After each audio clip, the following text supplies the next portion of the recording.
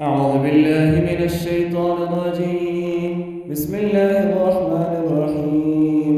يا بني إسرائيل اذكروا نعمتي التي أنعمت عليكم وأوفوا بعهدي أوف بعهدكم وإياي فارهبون وآمنوا بما أنزلت مصدقا لما معكم ولا تكونوا أول كافر به ولا تشتروا بآياتي ثمنا قليلا وإياي فاتقون ولا تلبسوا الحق بالباطل وتكتموا الحق وأنتم تعلمون وأقيموا الصلاة وآتوا الزكاة واركعوا مع الراكعين.